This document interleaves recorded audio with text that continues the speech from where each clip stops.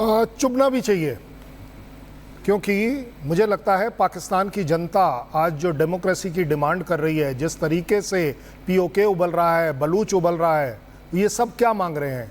ये मांग रहे हैं आज़ादी और डेमोक्रेसी।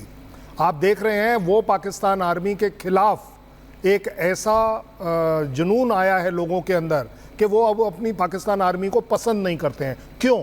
हर बार आप लड़ने की कोशिश करते हो, हर बार आप हारते हो, हर बार आप अपने ही जाबाज सिपाहियों को, उनकी तरफ से जो जाबाज हैं, उनको आप डिसोन कर देते हो।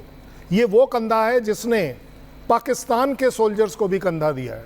आप सोचिए उस सोसाइटी की, उस और सर सबसे बड़ी बात यह कि हिमालय की जो दुर्गम पहाड़ियां हैं वहां पर यह शौर्य गाथा भारतीय जवानों की तरफ से लिखी गई। इम्पॉसिबल कंडीशंस में मैं आपको इसलिए बोल पा रहा हूं ये बात, 7,000 पर ऑक्सीजन लेवल 50% होता है, 18,000 पर कितना होता है आप कैलकुलेट कर लीजिए। आप 10 से 20% ऑक्सीजन पर काम कर रहे हैं। और मैं आपको रियल बता रहा हूं, वो पहाड़ी ऐसे ऊपर नहीं देखी जाती, वो पहाड़ी ऐसे ऊपर देखी जाती है, बिल्कुल आपके सिर के ऊपर आ रही है, रिवर्स साइड में।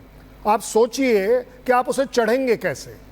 आप उस पर अटैक तो बड़ी दूर की बात है, अगर एनिमी एक छोटा सा पत्थर भी रोल डाउन करता है तो दसियों पत्थर उसके चक्कर में रोल डाउन होते हैं। कब तक अपने आप को छुपाएंगे? और जब आप चढ़ रहे हैं आपको बिल्कुल क्लैरिटी से पता है कि ये तो होना ही है। ठीक है। ग्रुप कैप्टन यूके देवनाथ जी, एक सवाल ये कि जिस तरीके से हम देख रहे हैं सबसे बड़ी टनल वहां पर बन रही है अब, तो ऐसे में सेना के जवानों के लिए किस तरह से ये फायदेमंद साबित हो सकती है? और दूसरा ये कि प्रधानमंत्री नरेंद्र मोदी आज जिस दौरे पर हैं, ऐसे में क्या संदेश देश और देश के युवाओं के भीतर जाएगा? जो टनल बन रही हैं उससे हमारी युद्ध क्षमता कई गुना बढ़ गई है। पहले क्या होता था कि युद्ध की परिस्थिति में जो भी सामने जाएगा, टैंक तो बख्तरबंद गाड़ियां जाना है, उनके लिए जो रास्ता था वो कमज़ोर रास्ता था, क्लास 3 रोड थे। लेकिन अब वो सुरंग बनने के बाद सारे रास्ते जो हैं वो क्लास 1 रास्ते हो गए हैं। टैंक तो, बख्तरबंद गाड़ियाँ और तो और लंबी लंबी मिसाइलें आराम से, आसानी से फॉरवर्ड पोजीशन पे पहुंच सकती है।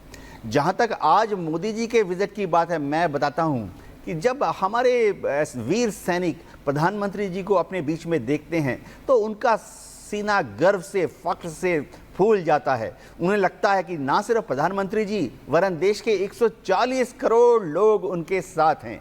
जवान को कुछ नहीं चाहिए, उसको 2 रोटी दे दीजिए, 4 ब्रेड पीस दे दीजिए, वो युद्ध लड़ेगा। लेकिन जब उसको ये लगता है कि देश उसके पीछे खड़ा है, प्रधानमंत्री जी उसके बीच में खड़े हैं, तो वो हर्षित हो जाता है, उल्लासमय हो जाता है। जी बिल्कुल कर्नल शैलेंद्र, क्योंकि हम जो शौर्य गाथा है, जो वीर गाथा है, उसका जिक्र तो हम कर भी रहे हैं। मैं समझना चाहती हूँ कि वहाँ की अगर भौगोलिक परिस्थितियों की हम बात करें और आज जिस तरीके से प्रधानमंत्री नरेंद्र मोदी कई परियोजना, खासकर अगर हम बात करें दुनिया की सबसे ऊंची टनल, वो आर्थिक दृष्टि से, सामरिक दृष्टि से कितनी महत्वपूर्ण होने वाली है, और वहाँ इस वक्त की परिस्थितियों का अगर हम देखें, प्रधानमंत्री वहां पर पहुंच रहे हैं, ये कितना बड़ा संदेश जाता है? जब आप टनल्स की बात करते हैं, रोड्स कंडीशंस की बात करते हैं, उससे मुझे एज अ फौज सबसे बड़ा फायदा होता है कि मेरी जो रसद सामग्री है वो तेजी से आ सकती है। जो मुझे ट्रुप्स इंडक्ट करने हैं वो और तेजी से आ सकते हैं। ये कारगिल वॉर करते समय हमारा सबसे बड़ा चैलेंज था कि ट्रुप्स जो आने हैं उनके लिए जगह कहाँ से आए, उनको समय लग रहा था। जहाँ तक बात आती है सिविल पॉपुलेशन की, मुझे लगता है इसमें वहाँ का जो इंफ्रास्ट्रक्चर डेवलपमेंट हो रहा है वो अपने आप में उन सिविलियंस को भी बेनिफिट कर रहा है। आती है बात प्राइम मिनिस्टर के विजिट की, बड़ा अच्छा सा लगता है कि प्राइम मिनिस्टर मेरे साथ दिवाली मनाते हैं, होली मनाते हैं। 3 पॉइंटों के बाद पहला दौरा लद्दाख का नहीं, मैं इसीलिए बात कर रहा हूँ। और ऐसे ओकेजन्स पर जब हमारे 527 लोगों ने अपनी जान की आहुति दी है, उसके ऊपर वो आते हैं, वहां आकर उस जगह पर वो सलूट यहां वॉर मेमोरियल दिल्ली में भी दे सकते थे, लेकिन इसका एक अलग मतलब निकलता है कि प्राइम मिनिस्टर, मेरा देश, मेरी जनता कारगिल में जाकर मेरी फौज के साथ खड़ी है। जब मैं छुट्टी नहीं जा पाता हूं और उस डिफिकल्ट एरिया में रहता हूं, प्राइम मिनिस्टर अपना टाइम निकाल कर वहां आते हैं। ऐसा नहीं है कि प्राइम मिनिस्टर कोई बिजी आदमी नहीं है, बहुत बिजी होंगे, लेकिन उसमें से निकालना एक बहुत बड़ी सिग्नलिंग है। बिल्कुल सर, आपके पास वापस लौटेंगे। इस समय नेशनल वॉर मेमोरियल चलेंगे, वहां की तस्वीरें सीधे सामने आ रही हैं, क्योंकि आज का दिन जब पूरा देश अपने शहीदों के बलिदान को याद कर रहा है, वीर सपूतों के बलिदान को याद कर रहा है, ये वॉर मेमोरियल की तस्वीरें हम अपने दर्शकों को दिखा रहे हैं। देखिए, आज का दिन रणनीतिक रूप से भी अगर कहा जाए तो बहुत महत्वपूर्ण होने वाला है, क्योंकि सुरंग जो परियोजना है उसका पहला विस्फोट भी प्रधानमंत्री नरेंद्र मोदी करने वाले हैं। और ये तस्वीर आपके सामने वॉर मेमोरियल।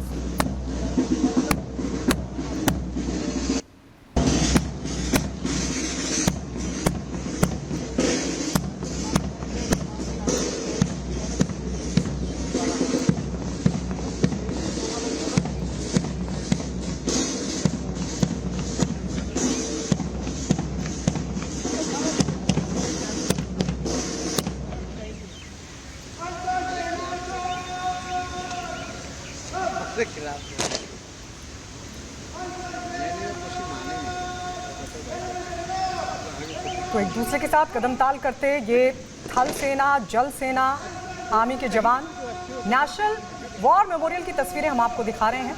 आज का दिन वाकई बहुत महत्वपूर्ण है। विजय के 25 साल आज देश मना रहा है, उन जाबाजों को नमन कर रहा है जिन्होंने अपने जान की आहुति दी देश की सीमा सुरक्षा के लिए। और आज के दिन पूरे देश में उन वीर सपूतों को नमन किया जा रहा है। उनके अदम्य साहस, उनके शौर्य, उनके पराक्रम की गाथा को आज की पीढ़ी भी अपने लिए प्रेरणा मानती है। थोड़ी देर में करगिल युद्ध स्मारक भी जाएंगे प्रधानमंत्री नरेंद्र मोदी, लेकिन उससे पहले ये वीर सपूतों को नमन करते हुए, श्रद्धांजलि देते हुए तीनों सेना के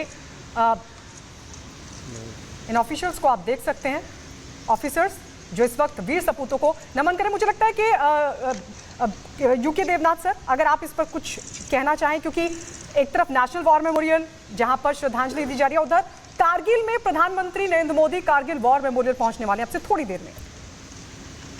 थोड़ा सा आप अगर इन तस्वीरों को एक्सप्लेन करें।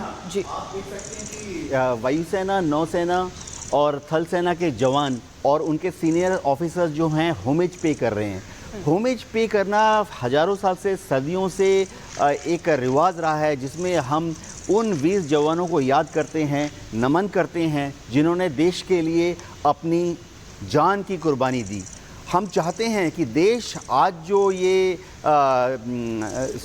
फंक्शन हो रहा है इसको देखें, नौजवान, युवा, बच्चे, हम चाहते हैं कि इसको देख के आज जो बच्चा 12 साल का है, 14 साल का है, वो देश की सेवा के लिए एक अपने को अर्पित करने के लिए तैयार हो। हम चाहते हैं किशोर इसको देखें, और हो सकता है जो बच्चे आज इस प्रोग्राम को देख रहे हैं, इन्हीं में से कुछ बच्चे और बच्चियां जब वो 18 साल 19 साल के हो जाएंगे तो वो national defence academy, Indian military academy, air force academy, naval academy join करेंगे। हम चाहते हैं कि देश के बेहतरीन युवा सामने आएँ, फौज को ज्वाइन करें। अग्निवीर प्रोजेक्ट जैसे चालू हुआ है, बहुत ही शानदार प्रोजेक्ट चालू हुआ है, और देश के लोग आगे बढ़कर, नौजवान आगे बढ़कर, बढ़ चढ़कर हिस्सा ले रहे हैं। चलिए सर, यहीं पर हम एक छोटे से ब्रेक के लिए रुकेंगे, लेकिन ब्रेक पर जाने से पहले तस्वीरें हम लगातार अपने दर्शकों को दिखा रहे हैं, नेशनल वॉर मेमोरियल से लाइव तस्वीरें, क्योंकि करगिल का